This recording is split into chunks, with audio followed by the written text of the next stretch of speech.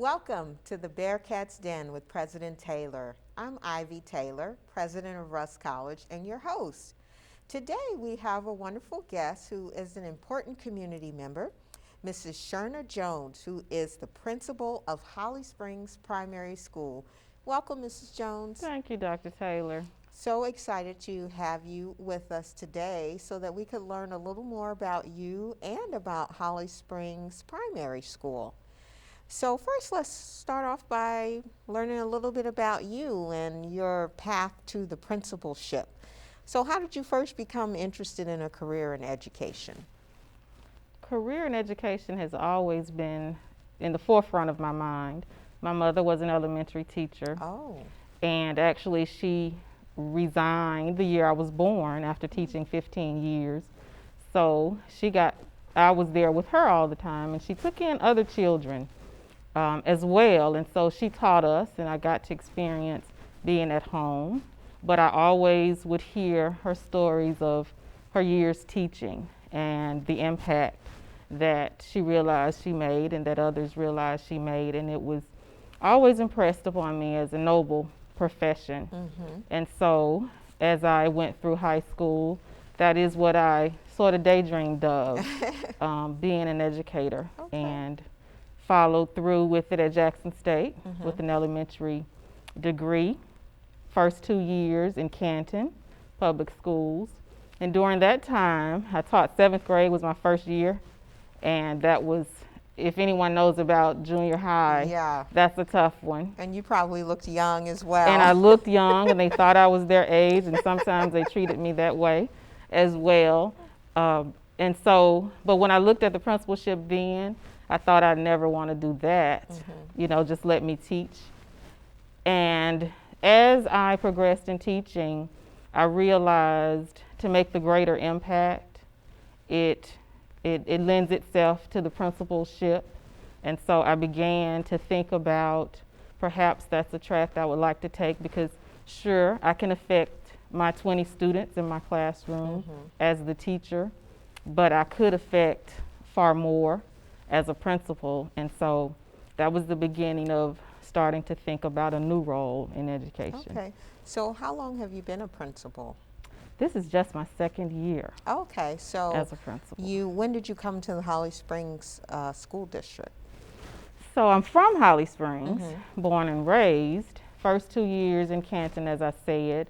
I came back home and I taught for about 5.5 years in Holly Springs. And I taught from kindergarten to 3rd grade. But what I realized when I taught kindergarten, that our students were not coming to kindergarten ready. Some of them didn't know how to hold a pencil, let alone alphabets or spelling their name or writing their name, and those fundamentals that you want them to come to kindergarten with. Mm-hmm. And so I decided after that 5 years of teaching that I would leave and I would open a daycare center. So for about 11 years, I owned and operated a Keeley Academy. And so did that for about 11 years, Mm-hmm. trying to better prepare our students for school. And then I guess I grew a little bored with that and needed Mm-hmm. another challenge. And I decided to return to the Holly Springs School District and began pursuing leadership. Okay. Do you happen to still own the business? I do not still own the business. It is now owned by my church. Oh. So it is okay. still in operation under a new Oh. name, Opulent Life Kids Okay. Care. And so they are continuing the work of preparing students for school. Well, that's wonderful that you planted a seed that's continued. Can you tell me a little bit about what you observed during those years that you were doing the early childhood education? What did you observe about the children, the parents, what's effective and what's not? One of the biggest things that I learned is what students are capable of Mm-hmm. and at what an early age they're capable. And so 3 and 4-year-olds, that's not too early to start with reading. Mm-hmm. And I had 4-year-olds who were reading. Mm-hmm. And so I realized that as an important thing, that we should not underestimate the capabilities of our children Mm-hmm. if they are given the right experiences, the right exposure, and the right support, they can do great things. So that's one thing that I realized. I realized also that students will work to your expectations and they will reach that. If you set them high, they'll work to reach that. If they know what to expect from you, they'll give it to you. And so it doesn't take, to raise children, I believe, it doesn't take a lot of screaming. And I had a parent, it was profound and interesting. I was telling her son, correcting her son, and she was picking him up, you know, come here and sit and do this. And she was kind of marveled and amazed. That he She said, would I'm at react. home and I'm screaming and Okay. yelling Wow. to try and get him to do what I need him to do. And she just heard me calmly say, come here, sit here, do this. And so they do what is expected. And they know what you are expecting when you lay down your expectations clearly. In the early childhood arena, were the majority of the children that you served African American? They were. Okay. They were the Okay. vast majority. I had a few that were not, as is the much of the makeup of the community. Of the community, And so yes. most I was of just them. going to ask on that, in that vein, if you think that there are aspects of the culture or things that are rooted in history that result in perhaps less emphasis early on in reading or certain parenting types, styles. I don't know if you have any opinions on that. I do think that it is deeply cultural. I do believe that somewhere along the way, I think our community has lost the value of education, the idea that that is an avenue to something better. That is transformative. And it is very transformative. And I do believe that as a community, we've lost sight on that. And we have begun to look at other ways to make it up, make it out, forgetting about a major one, and that being education. And I think we see that in the things that we buy and what we invest in with our children. You know, what we focus on, I think, tells where our, what we hold to be valuable. Yes, And that's so- a broader and deeper discussion Sure that it is. would be great for us to have in various places throughout the community. So when you decided to go back to Holly Springs School District, you started out in the classroom again? I did. So the year that I returned, I finished a teacher's year. I was coming in to replace a third Okay. grade teacher. And so I finished that year. The following year, I became the interventionist at the junior high school. And I served in that role for 3 years. What does that mean? What does an interventionist do? So an interventionist focuses on students who are showing deficits behind in reading and/or math, and we tailor interventions or ways to help. And one of the things that we would do in our district, we had a computer program that was adaptive and responsive to where that child is. And so I monitored and made sure students did that. And it also has some one-on-one components of intervening to try and get this student on track. Well, tell us a little more about what you observe about the student population from your purview, both as a teacher and now as a principal, the students here in the Holly Springs area. The students here, of course, have great potential, there's great possibility for them. But I do believe we do suffer from a lack of interest and engagement with school. And I think we see that as well from parents, a little lack of engagement with the process of educating your children. I don't think we've conveyed enough the idea that this is a team approach. Educating your child is a team approach. It's not just us at the school, but we need you need us. It's a team. And so I don't think that there has been much focus there. Okay. But the students, awesome possibilities. We have students who, of course, graduate and become great things. And so we know that it's not a lack of ability or lack of talent or lack of gift, intellect, or any of that, but I believe that culturally it is not given the focus. Education is not given the focus that it should. So as an administrator now, as a principal, do you have the opportunity to intervene on some of those issues? Like, for example, I remember when I was a council member, we would often work with schools on parental engagement programs, and they would ask for support from city officials. Is that something that you've had? I know you've only been principal 2 years, so I don't know if you've had a chance to start new initiatives yet. So that is an area of great interest of mine, engaging the community, Russ College even, into the schools.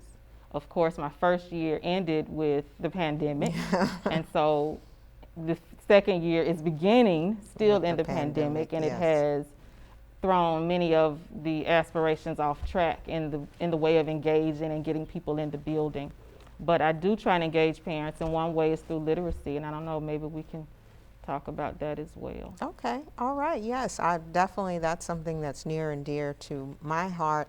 I don't remember learning to read extra early, but I just remember from first grade on that reading was a love, and that's something I've always tried to share and convey. Even when I had a platform as mayor, I had a citywide book club, and I always take advantage of opportunities to give people books, because to me it's surprising people don't actually have books in their homes. And so I think that's definitely a way to make an impact on the community, those issues around literacy. We are going to chat a little more about that, and we'll find out more about Holly Springs Primary School after a short break. You are tuning into the Bearcats Den with President Taylor. We're going to take a short break. Please enjoy a selection by the world famous Russ College a cappella choir under the direction of Dr. Arlandra Harvey.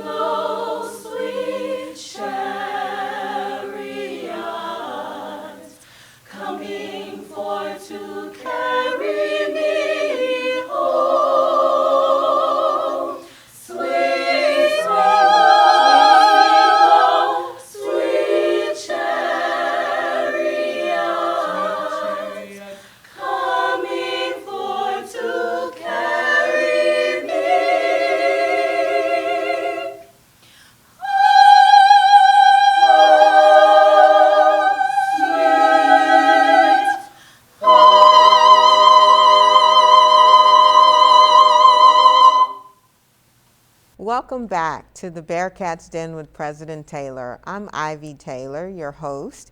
Today's guest is Mrs. Sherna Jones, who is the principal of Holly Springs Primary School. Welcome back. Thank you. I've been enjoying our conversation about a very important topic.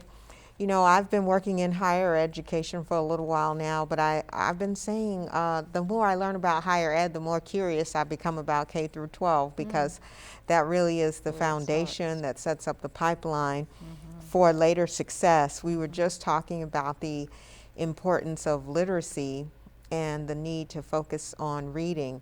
Is it challenging to get that message through at the primary school level?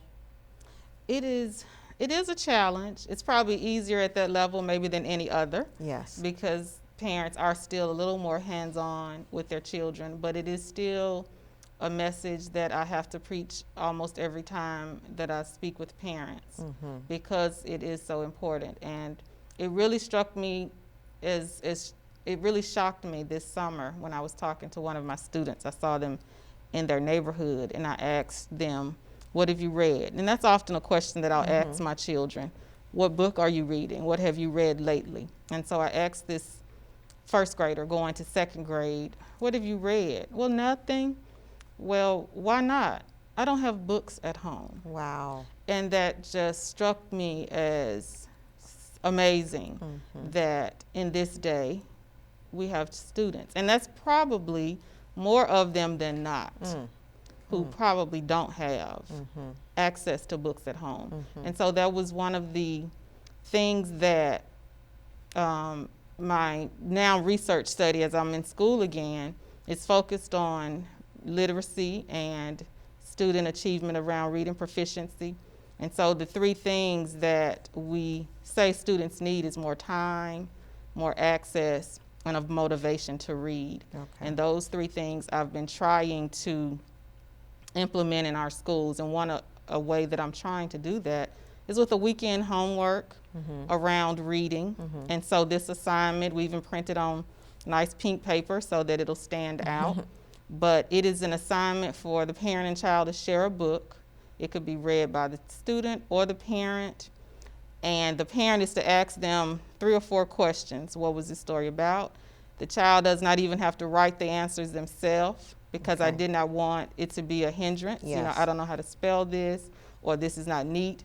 I just wanted for it to be an experience with parent and child.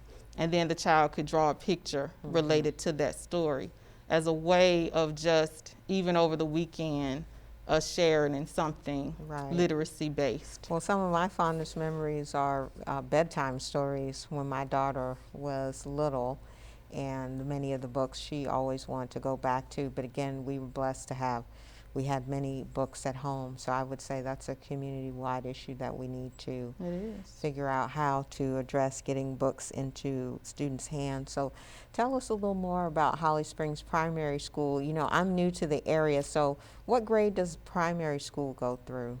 Primary has 1 pre-K class. We are in a combined classroom with ICS, partially funded with them. So 1 pre-K classroom, and then 4 of each of K through 3rd. Okay, through 4 of grade. each of K through 3rd. Okay, all right.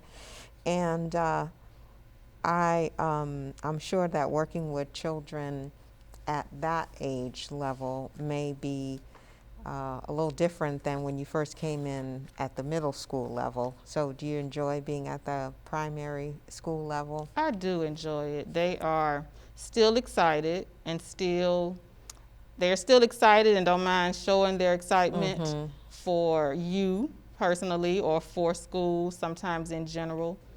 It is so important. I've learned to create relationships, and that's one of the things I've been pushing my staff to try and be sure and do, is first relationship with your students, because without that, they're really not going to pay attention and engage if they feel that y'all not connected. And so I do push them and encourage them to find ways to create relationship and make relationship with their students, because I think it's so important. As you mentioned earlier, your first year of being a principal ended with the pandemic, and your second year has started with the pandemic. Can you tell us how the academic enterprise is continuing in spite of the pandemic? Are you all 100% virtual? Are students coming to school? What's happening? So in March, when schools did shut down, we immediately distributed Chromebooks to our students. We had them already in the school, even though the students were not taking them home. We had them for use at school. But when that happened, we sent them home. And so we were able to have our students engaged even back in March. And so there was, fortunately, not much lapse. Our teachers then had to, on the fly, learn a new way of teaching. This virtual teaching through Google Meet is what we used. And so they were still live in, teaching virtually that way. This year, we began the year with a hybrid or virtual option for parents. And so they could bring their students twice a week, bring or send twice a week for face-to-face instruction, or they could just log in to our Google Meets with the teachers virtually as well. But and so now, as of Friday, we are now 100% virtual after Thanksgiving for the first 2 weeks at least. Okay. Because of all that is going on and the Yes. numbers rising in Yes. our community. So the district has opted to be fully virtual for the 2 weeks following Thanksgiving.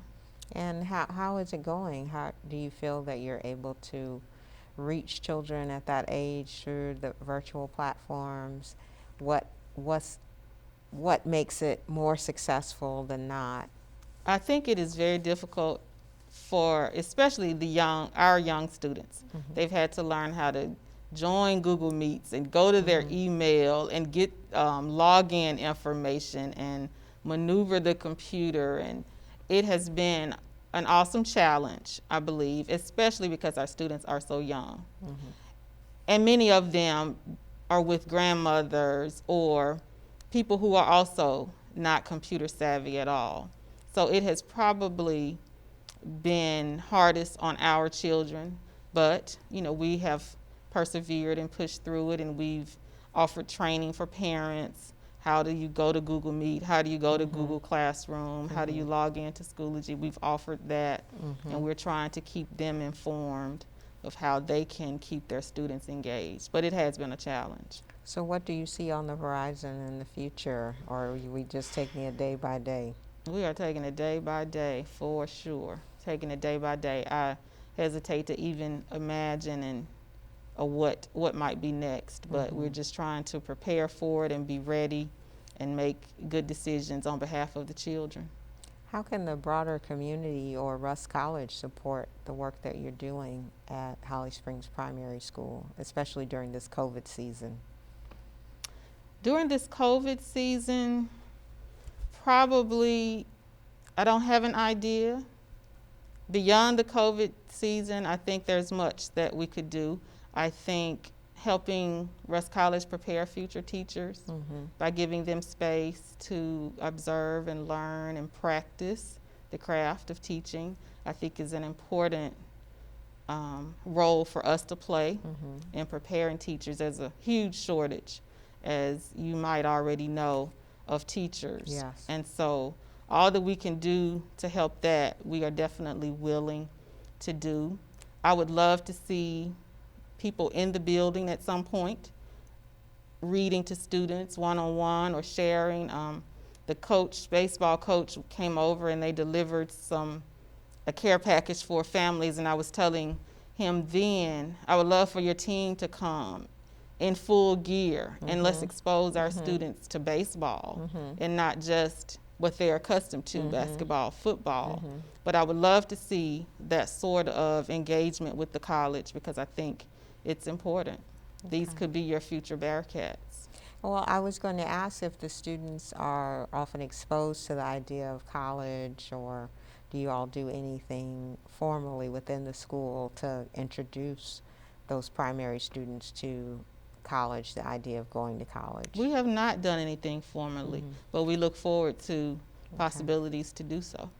Yeah, I think it's important to plant that seed early on because you don't wake up in 11th or 12th grade and decide to go to For college sure. because you already a lot of doors may be closed For or sure. closing on Mhm. you if you haven't had the time to prepare, of course, for the entry exams and just so many other ways that you make yourself ready to be a good applicant For for sure. colleges. But I certainly am interested in working with you and the other schools in the district.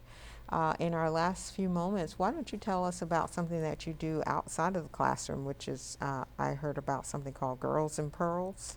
Girls and Pearls is dear to my heart, and I started it in 2013, I believe. Before I rejoined the district, I saw a need for, or I believe to be, for girls to see women in a different, perhaps, light and to be exposed to something different when it comes to growing and maturing and Mm-hmm.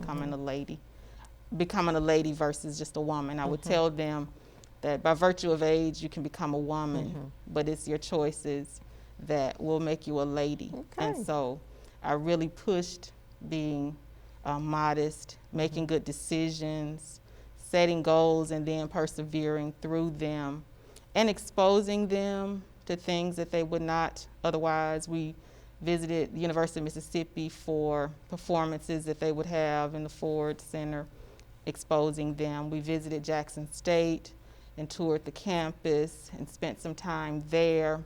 And so arts was a Mm-hmm. big thing that I Mm-hmm. tried to expose them to, as well as the idea of college and Mm-hmm. planning for that, as well as the idea of having a hobby, something as simple as how I spend my time and it Mm-hmm. being productive. Mm-hmm.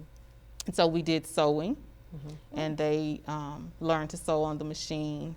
And so, very dear to my heart. When I finish school, I hope to have it back up and running because school is taking so much of my Okay. time Okay. away from it. So we would participate in the Founders Parade with a Mm-hmm. step team. Mm-hmm. We've had Russ students to come down and teach them step.